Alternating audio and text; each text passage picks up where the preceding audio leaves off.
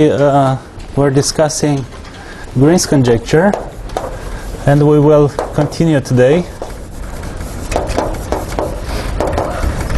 So Green's conjecture is, roughly speaking, an attempt to relate causal cohomology of canonical curves to the Brill-Netter theory on curves. And let me, just for the beginning, let me record.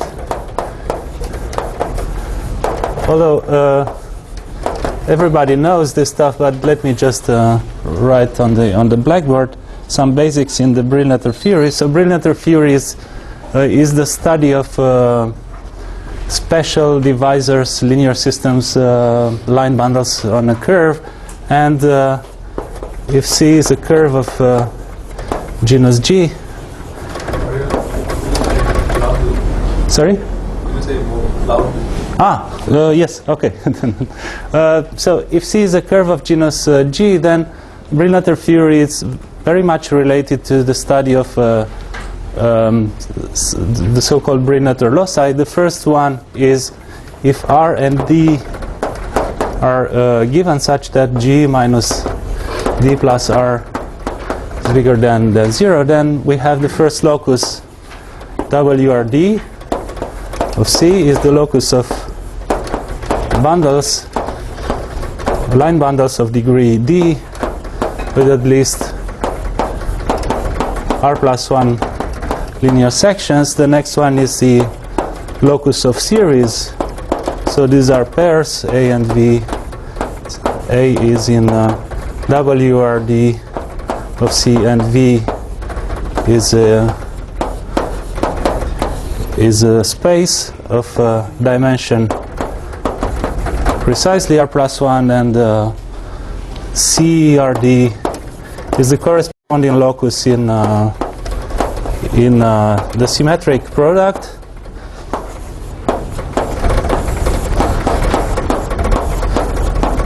So they come with morphisms between them, so they all map to, these two map to WRD, and so basically Brill-Netter theory is the study of the geometry of this loci. And these are related to the multiplication map. So when I said special, so I imply that all these bundles are special. So we have the multiplication map, which is called the Petri map. And for example, the tangent space.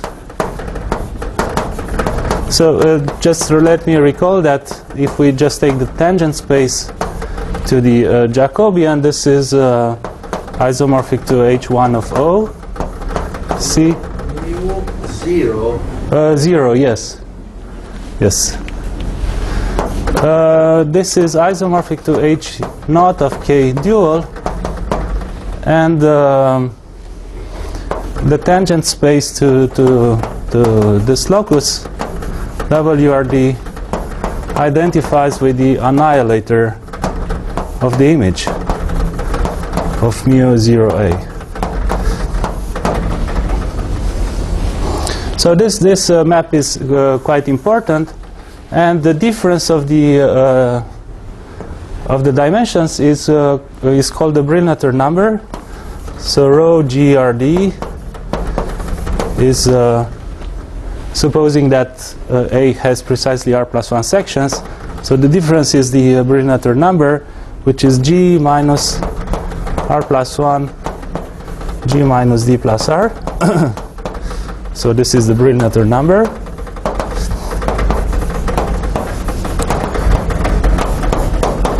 And there are several results. So first of all, there's a theorem of Kemp, I guess. If I hope I'm not wrong. So if rho, this is actually the expected dimension of this locus. So if rho is bigger than 0, so this locus is birational to GRD. Well, a general A in any component of WRD will have precisely R+1 sections. If rho is greater than or equal to 0, then a GRD is non-empty, and any component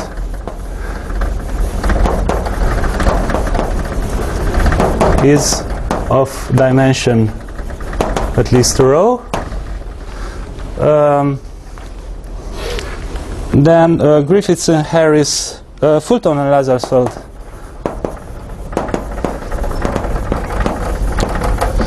prove the connectivity results of if rho is at least 1, then GRD is connected.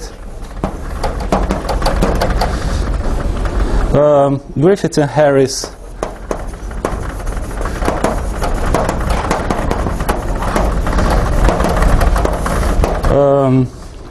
prove that if C is generic,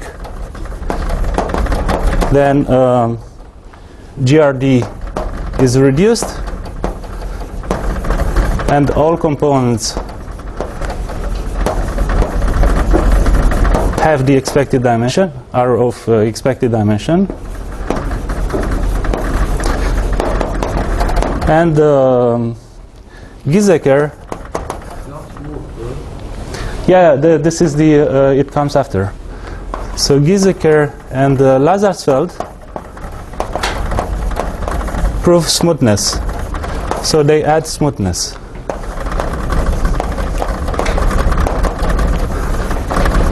For C generic. So that's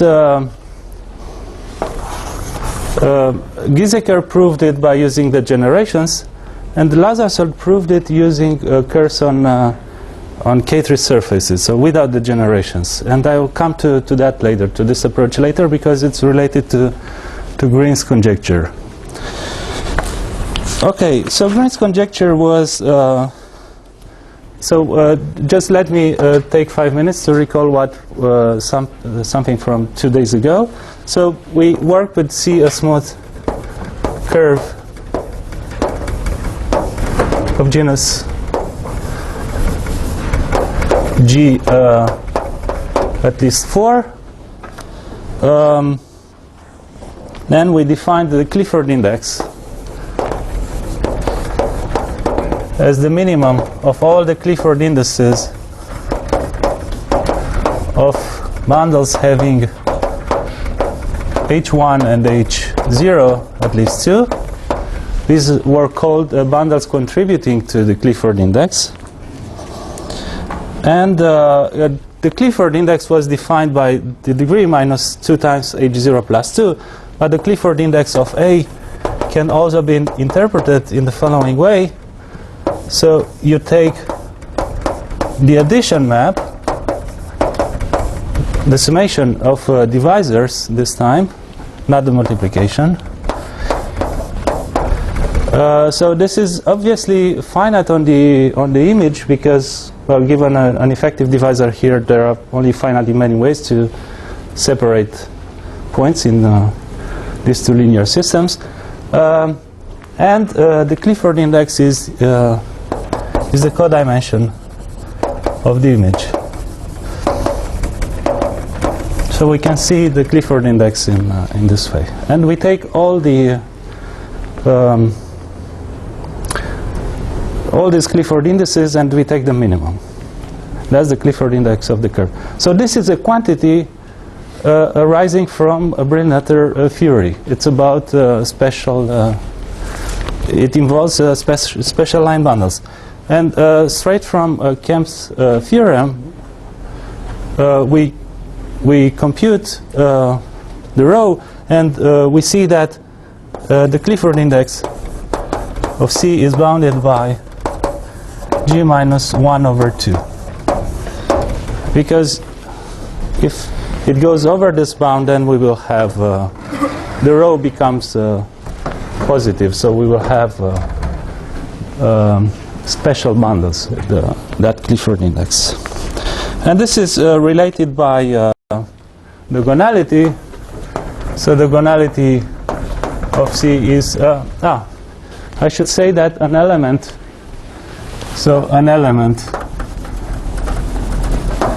in GRD is called a GRD.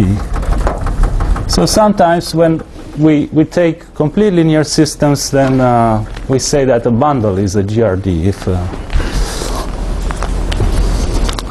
Okay, so this is the minimum D such that, the minimum of D such that there exists a G1D on C, and these are related by a gonality -3, or than the Clifford index, a gonality -2. So this is this follows from the definition, just because a G1D, if the genus is at least 4, if genus is 3, then we have a problem because they are playing quartics, the general curves. So the G1-3 does not contribute to the Clifford index in genus 3. So that's why we take genus 4. But this is a theorem due to Coppens and Martens. So that's not completely obvious. And curves satisfying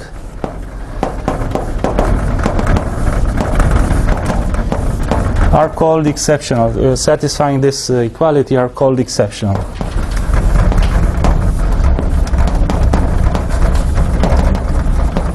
And still people try to understand these exceptional curves. So they are not completely understood. We have examples, curves lying on K3 surfaces, but they are not completely classified. When C has a special automorphism, then it can be, there are possible that it can be an exception. I don't know of any relation between automorphisms and being exceptional. Probably, I don't know. Could be. If it has special automorphisms, if it has some automorphisms, if this... Anyway, examples, the known examples are of exceptional curves are again curves on K3 surfaces, and they are like, if we take a K3 surface with 2 generators. If you have a G1-3, the trigonal curves are where? If you have a G1-3, No, then it's not. It's right inside. yeah. So if we take 2 generators, a very ample and a smooth rational curve, and you take C in the linear system 2H plus gamma, then C is exceptional. That's this was observed by Eisenbach, Lange, Martens, and Schreier. Sorry, you don't mean gamma squared equals -1? -2, sorry, of course. I'm sorry, I'm still sleepy. Thank you.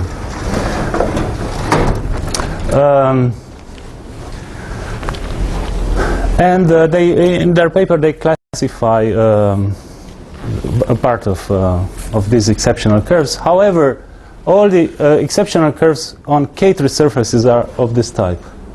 So if there is a theorem, which I'll mention a bit later, a classifying theorem, if we have an exceptional curve on a K3 surface, then, not necessarily Picard, the Picard group is not necessarily generated by 2 elements, but... Sorry? H is a number device. It's very ample. Very ample. Yes, yeah. Is this very ample? Yeah, this is in their case, because they take embedded... yes, so this is just an example. This is very ample. But it also works with ample. So if we take ample instead of very ample, it also works because we compute the Clifford index of H restricted to this curve. The notation says H contract gamma. 2H plus gamma contracts. Yeah, 2H plus gamma, not H. Yes, that's true. Okay, and let's go back to Green's conjecture. So what was the statement? So first, Green and Lazarsfeld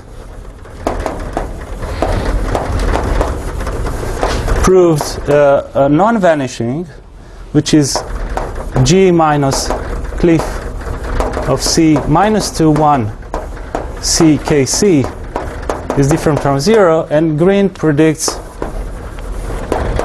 that this is optimal. Kg minus cliff of C minus 1, 1 C Kc is 0. And there is a nice feature about Koszul cohomology of canonical curves. So canonical curves have a nice Betti table.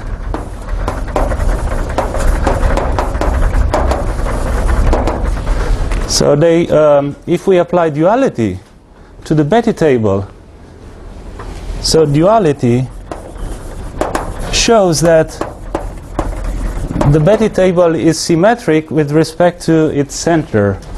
More precisely, so the Betti table looks like, so I'm working on a canonical ring. So we have a 1. Then we have this linear strand, which can be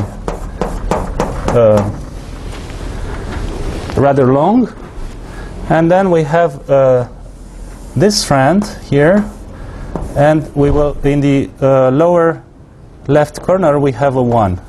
So let me label the rows and columns. So the rows are 0, 1, 2, 3. So that corresponds to K0, J, K1, sorry, K, J0, Kj1, Kj2, Kj3.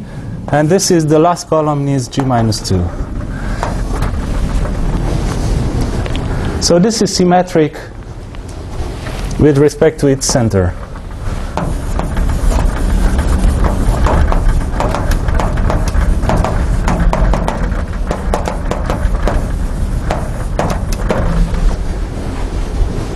So Green's conjecture is a vanishing about is about a vanishing at the tail of the resolution. So it tells how many zeros are here on this linear strand, but it can also be seen as a vanishing at the beginning of the resolution on the next strand. So from duality, actually duality reads Kp1 of CKC is isomorphic to K G minus P minus 2 to C Kc. Well, we should put dual there, but we ignore. So Green actually predicts that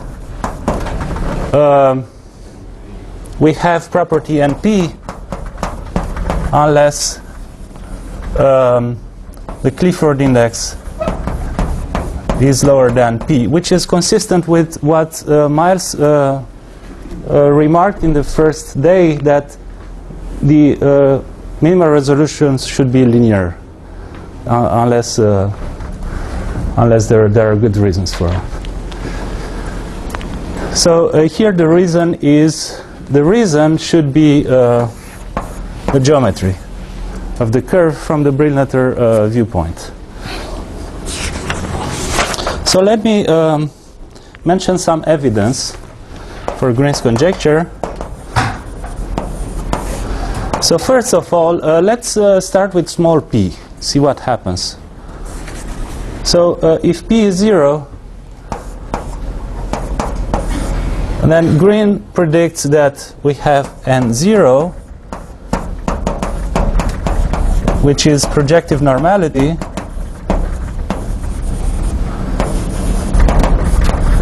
unless C is hyperelliptic. And this is the classical theorem of Max Noether. So for p equals 0, this is fine due to Noether's theorem. P equals 1.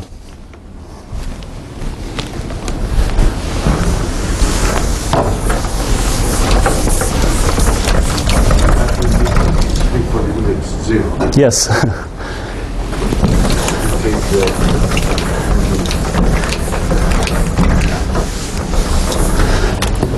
So the next case is Clifford index 1, which we also know. So it's a trigonal or a plane quintic. So for p equals 1, we have n1 unless, well, it could be Clifford 0 as well. So we unless it's hyperelliptic, trigonal,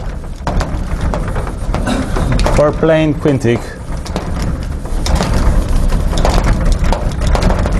which is in genus plane quintic 4 times 3, 6. And this is that's again a classical theorem. It's a bit more recent than Noether's theorem. It's Babbage, Enriquez, and Petri theorem.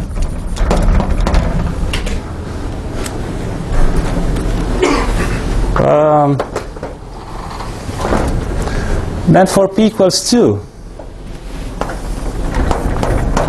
so that p equals 1 means projectively normal, and the ideal is generated by quadrics.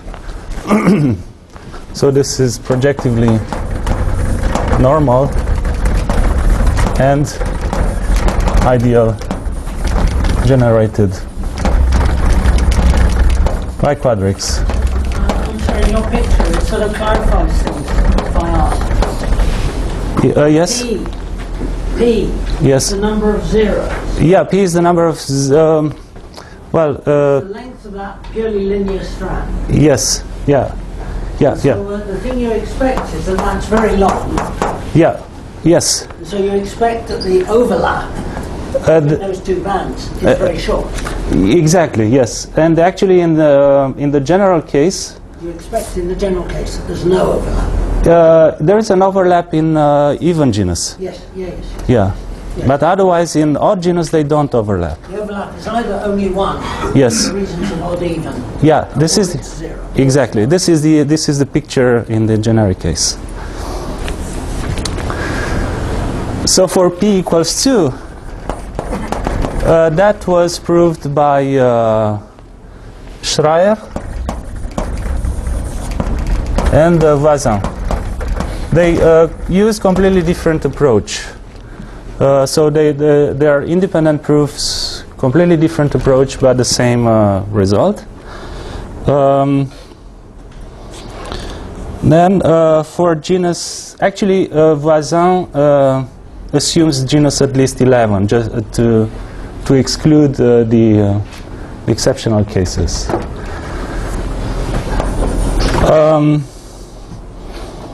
Then for genus, for small genus, that was Schreier. But not only he proves Green's conjecture, what's more remarkable is that he gives a complete description of all possible Betti tables up to genus 8, according to whether or not there are special linear series on. If there is a G13, a G14, and so on, if there is a G25, and so he classifies all the possible. So it's much stronger than just saying where it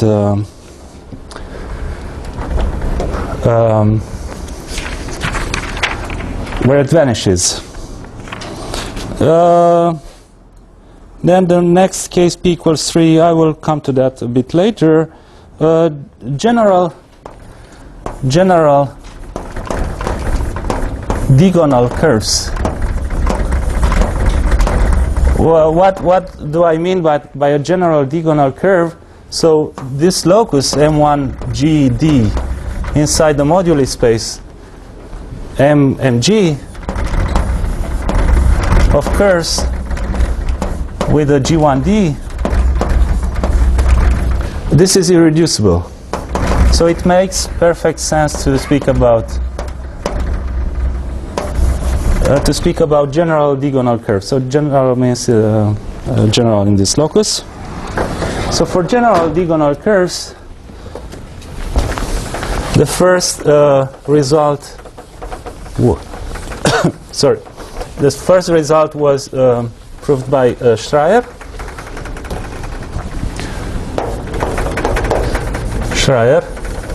So Green's conjecture is true for a general diagonal curve if the genus is about the order d squared. Then Teixidor improved this bound to about 3 times d. So G is for a general curve, G is of order 2 times d. So there is a gap up to general one, but this was filled by Vazin. So G lower than 3d. So Green's conjecture is true for general diagonal curves in any gonality. But Claire-Vazin proves, so this is actually the most important result of the theory. Vazin proves Green's conjecture is valid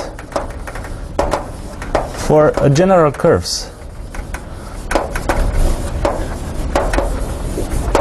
So general curves will have a maximal Clifford index. So the cliff is G minus 1 over 2. So as Miles remarked, in this case we expect to go all the way to the middle of the resolution with these zeros in the general curve. So this is basically the result of the theory, the main result. And yeah, so I proved then, starting from Vazin's theorem, for some curves with a Brill-Nutter condition. I will come to that in a moment. And with Gabi Farkas for curves on K3 surfaces.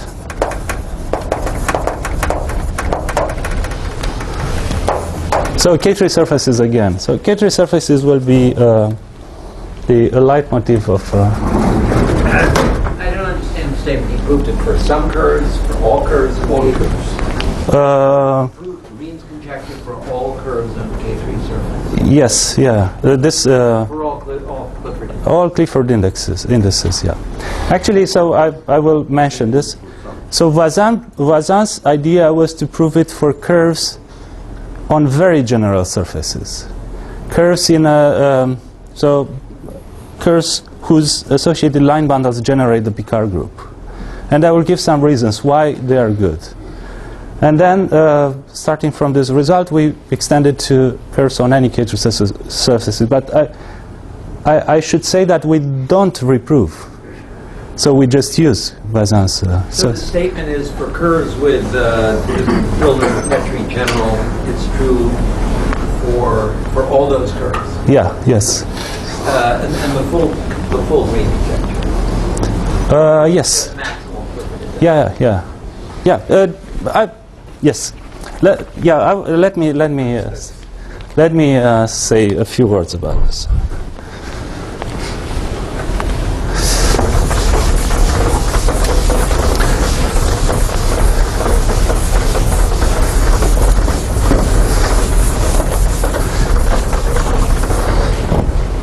So what's so Voisin? Let me just mention Voisin proves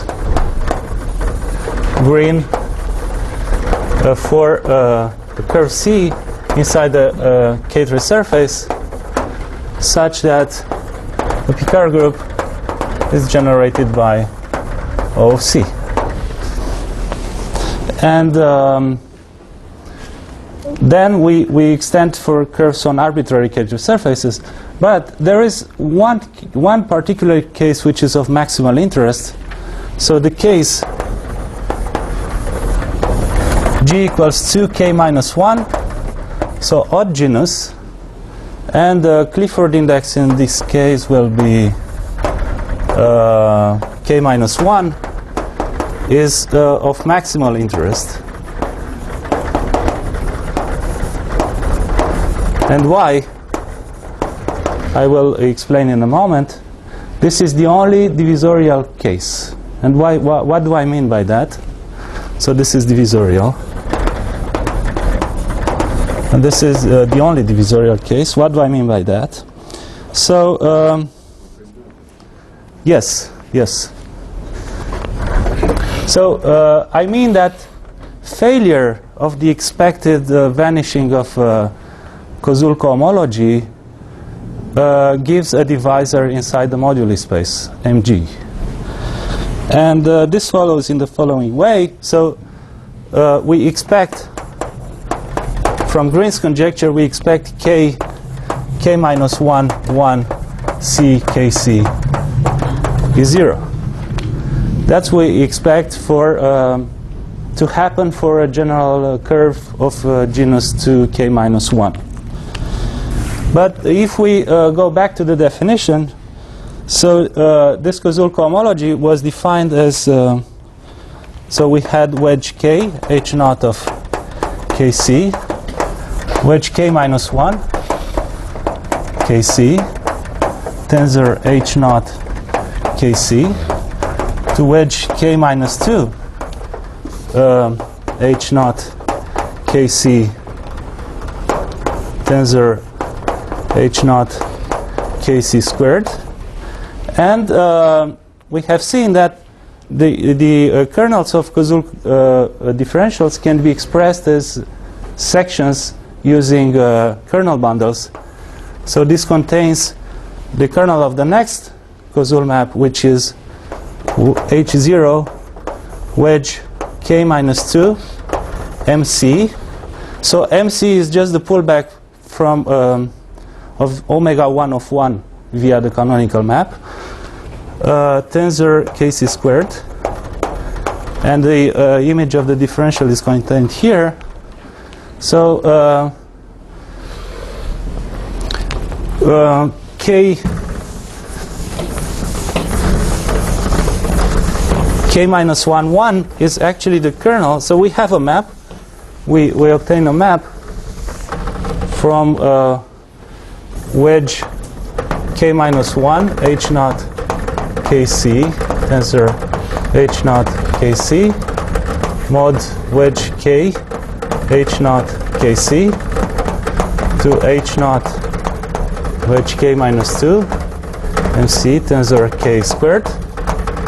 And the miracle is that if we compute the numbers, we see that the dimensions are the same, are equal. So the dimensions are the same. And now if we vary the curve, this will be, these spaces of the same dimension will be the fibers of some vector bundles defined over the moduli space, Mg. So over Mg,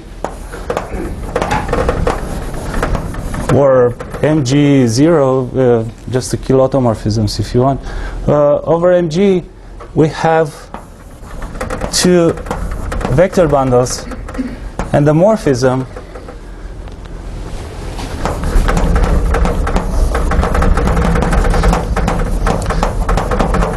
and the degeneracy locus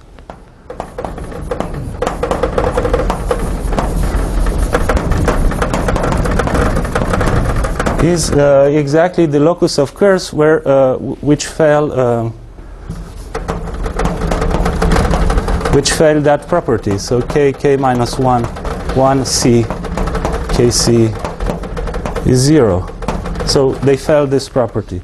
So in other words, whenever we have this picture, two vector bundles of the same rank and the morphism, the degeneracy locus, so either the morphism is everywhere degenerate, or the degeneracy locus will give a divisor. So this will... Sorry, it's probably unreasonable, but could you give a little reminder of who MC is? Yes, thank you. So MC is phi kc. This is the canonical map, upper star omega p g minus 1 of 1.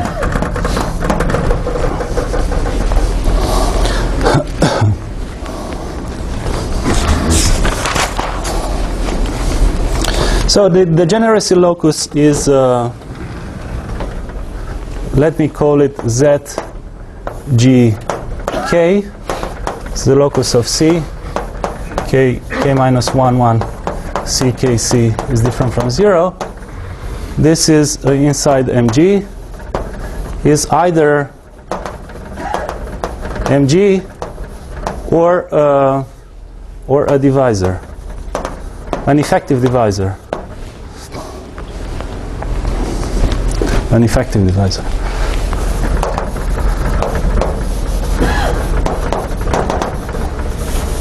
So Voisin excludes the first case. So one implication of Voisin's result is that this is a genuine divisor.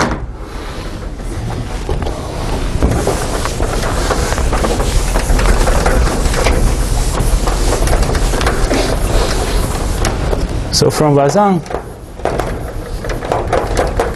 we see that ZGK is a genuine. It's not just a virtual divisor, it's a genuine divisor.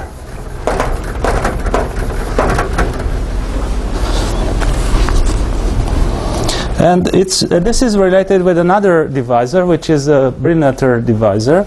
So the M1GK, this was the locus of curves in MG, such that there is a G1K on C. So what we expect from Kemp's theorem on the existence of special linear series is that a general curve will have gonality K plus 1. So this is the locus of curves with non-maximal gonality. So this is a divisor in MG, and it was the main divisor used by Harris and Mumford when they compute the Kodaira dimension of the space MG for even for odd G, and for odd G and genus at least 25.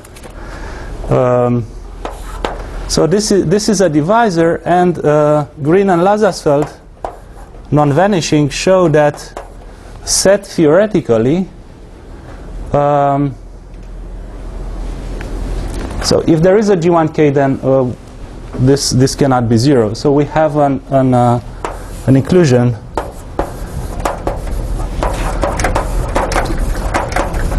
a set. So the support of M1GK, this is a divisor, and it's irreducible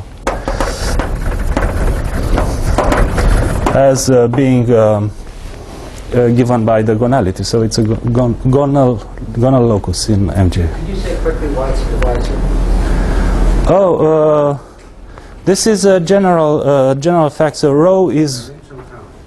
It's just a dimension count. Yeah, it's a dimension count. So rho is 1 here, and the yeah.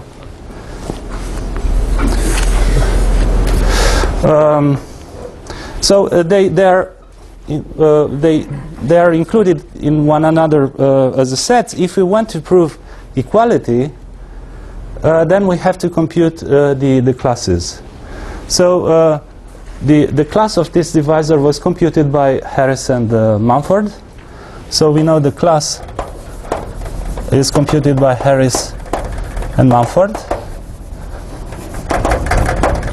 It's a quite complicated combinatorial coefficient of of the generator of the Picard group, and this was computed by Hirschowitz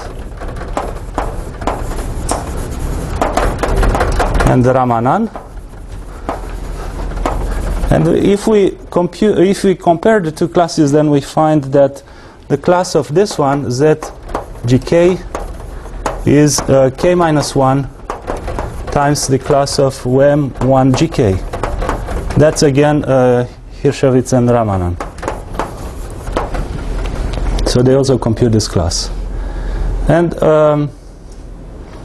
they prove one more thing, so it's not over yet. So they prove one more thing, that if a curve has a G1K, then not only that this group is non-zero, which follows from Green-Lazarsfeld, but the dimension is at least k minus 1. Can I just ask, when you're writing MG, we're talking about the non-compactified? Non-compactified, yes.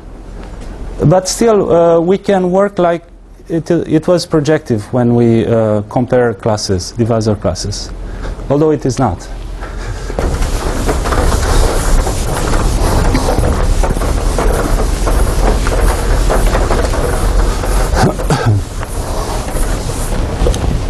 So,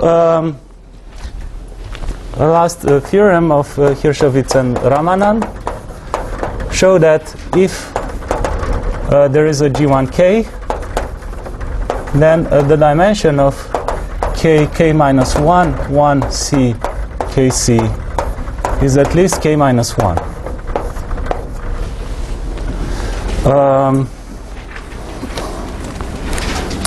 Then this means that this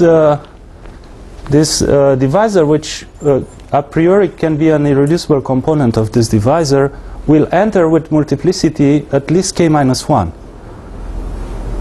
if we analyze. So since we have this equality of divisors, the multiplicity must be precisely k minus 1, and the supports must be equal. So we have M1GK is ZGK. So in conclusion, one consequence of Voisin's result and this divisor class computation, Harris, Mumford, and Hirschowitz, Ramanan, is that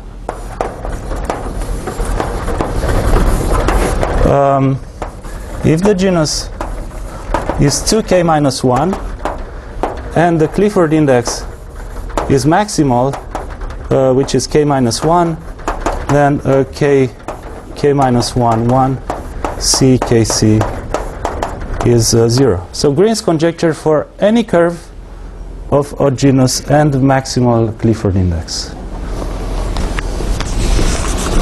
So that's one.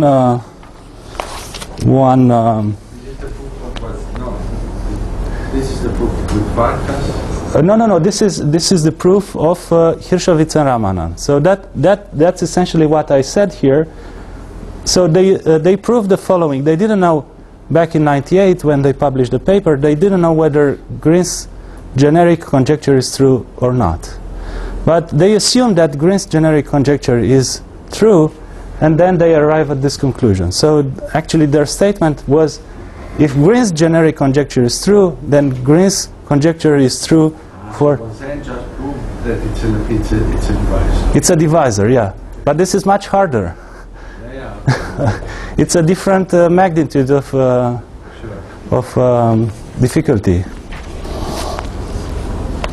Okay, and let me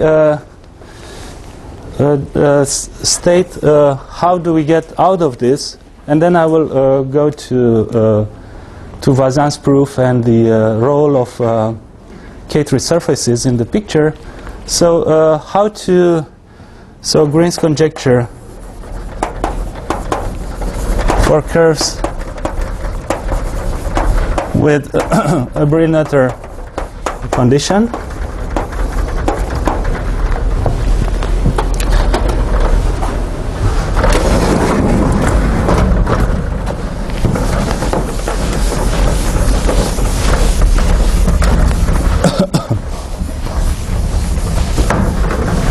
So I proved the following result. So if C is a curve of genus at least 4 and the gonality at least 3,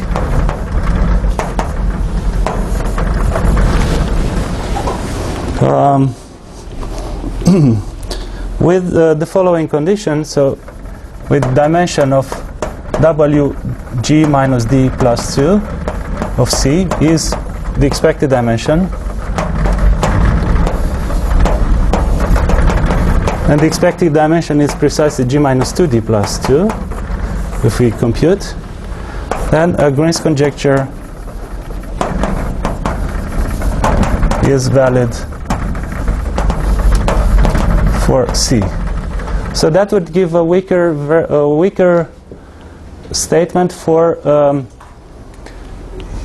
even genus and the maximal Clifford index, and the gonality of C minus 2 is the Clifford index of C. So it contains also this this fact that the curve cannot be exceptional. So for even genus and maximal Clifford index, that would give a Green's conjecture for curves with finitely many minimal pencils. So in particular, it holds true for curves of even genus. Yes, yeah, but it's a Brillnetter condition on any gonality stratum. So this locus is it's quite large inside the modular space. It hits all the gonality strata. Well, except the hyperelliptic locus, but it's not interesting from the point of view of Green's conjecture. So this is true for curves of even genus, maximal Clifford index, and finitely many minimal pencils.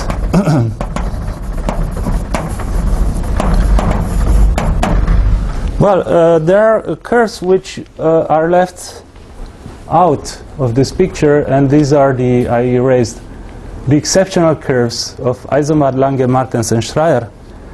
They are curves of even genus, if we just compute the genus.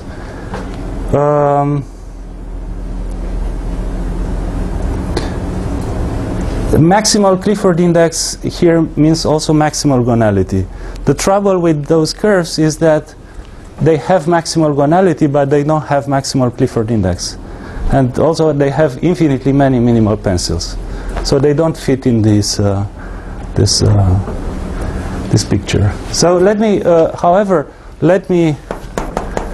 if we look at this condition, implies anyway that we have finitely many minimal pencils.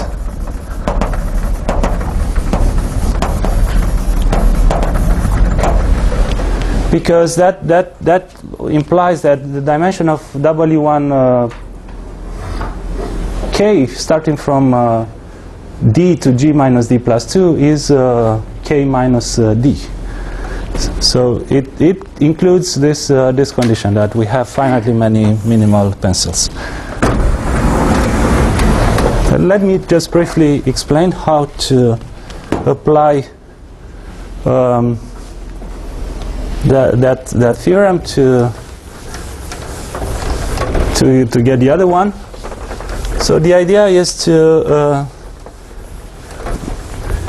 get out of Green's conjecture is a statement on the moduli space MG. The idea is to get out of MG and jump to another space. And so the first step would be to extend the result of Hirschowitz, Ramanan, and I should also add Vazin because it's. I mean, you're taking a log genus and then an elliptic tail, or? No. It's much simpler than that. So I will come to that. So the idea is to produce nodes. So extend over the first boundary divisor, delta 0, inside M2k minus 1. So delta 0, so the general element is irreducible in delta 0 and singular. So in other words,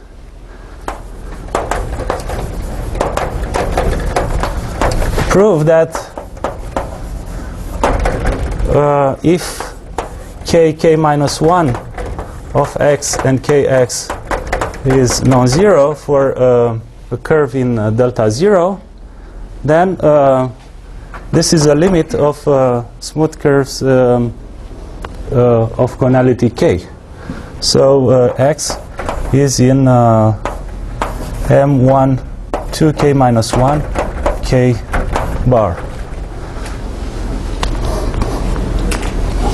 So that is the first step. And then the second step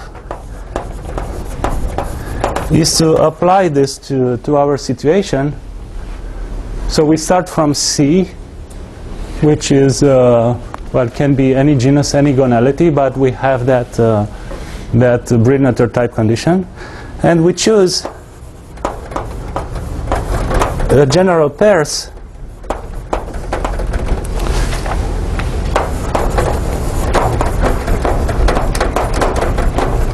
x naught, y naught,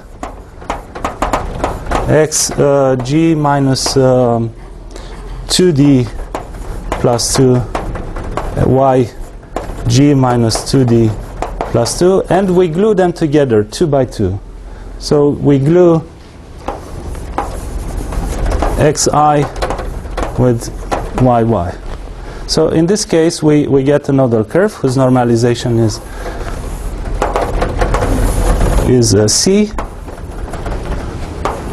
and call this nodal curve X.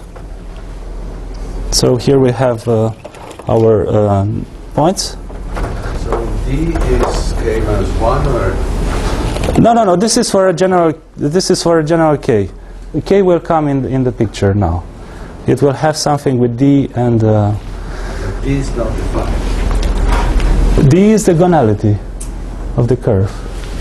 So I'm sorry. I should have said that I try to give the idea of proof of this result. Okay, so it's the gonality of C. Is the gonality of C? No. The gonality of X I will tell right away. Because in step 1 X was something else. Yeah. X is step 1 and X is step 4. So what happens when we construct X from C is that every time we add a node, we create a node, not only that the genus increases by 1, but also the gonality increases by 1. So they increase together, the gonality and the genus. And the idea is to go up to the end to reach the maximal gonality. So so this is in. So what is the genus of X? So the genus of X is the genus of C plus how many nodes? G minus 2D plus G minus 2D plus 3 nodes. That would make 2 times G minus D plus 2 minus 1. So it's we are in the odd genus. So this is K. I will call this K. So X belongs to M 2K minus 1 bar, and actually it belongs to the first boundary divisor in M 2K minus 1. Gonality of X? And the gonality of X is now comes that condition. So the gonality of X is, so every time, let's see what happens if we add one node. Step 2, are you proving step 1? No, this is, so step 1 is a absolutely general statement. So you assume that one is true. Yeah, this is I will skip this. Step 2 is just a construction. Yeah, step 2 is a construction. Yes, step 2 is a construction, and then an application of the theorem of Hirschowitz, Ramanan, and Vazin. And the gonality. What about the gonality of X? Well, let's analyze what happens if we add just one node, and then we iterate and see that this is true. So if we add one node, so one condition is that there are finitely many minimal pencils. So if we take a general pair of points and we glue them together, then the gonality will increase by 1. It cannot be the same. Because what means a G1 something, G1n on the... We can see that in many ways, but we can see in terms of admissible covers. So if we create a node by gluing together 2 points, so there are 2, and we have a G1D on the original curve. There are 2 possibilities. Either these 2 points belong to the same fiber of a G1D, and this will give a G1D on the nodal curve, or they don't, and this will produce a G1D plus 1 on the nodal curve.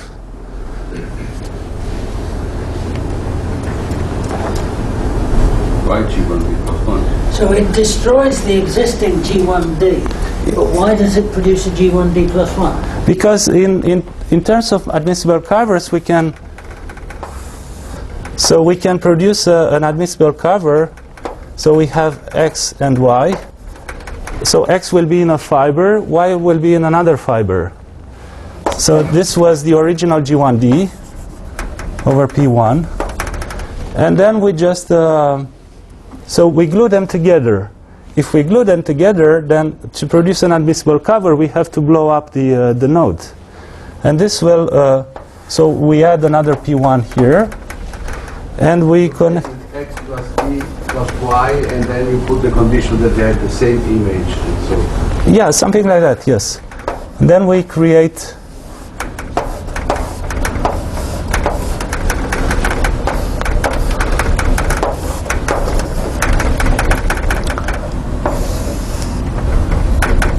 well, I'm not very good at drawing, sorry. So these are the points in the same fiber. So this is the new admissible cover. It's a G1D plus 1 on the nodal curve. So we have something like that. We have to blow down all the rational curves, and then if we do that, we recreate the node. So anyway, the gonality of X will increase by, at each step will increase by 1. So the gonality of X will be the gonality of C plus the number of points, which was G minus 2D plus 3. That is D plus G minus 2D plus 3. This is G, is K plus 1 in this notation. So if it's K plus 1, then we can apply step 1. From step 1, we get a vanishing of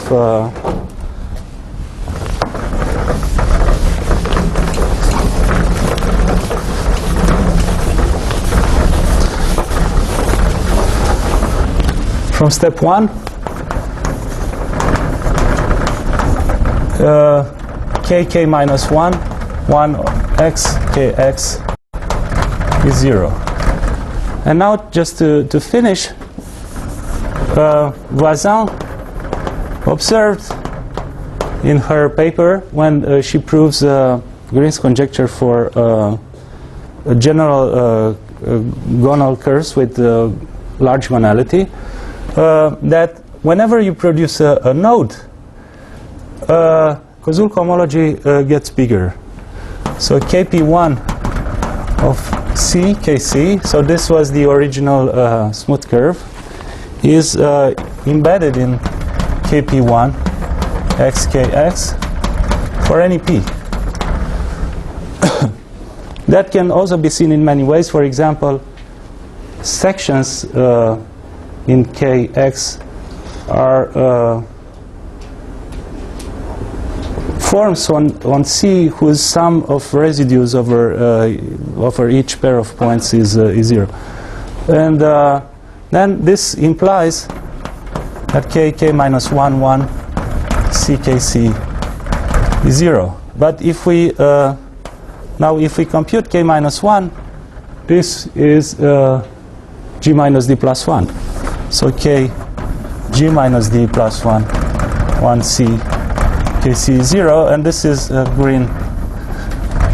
Green's conjecture for C. So yeah, I will stop here and continue in the afternoon with Brilnater theory of curves on K3 surfaces and their role in Vazan's proof. Thank you.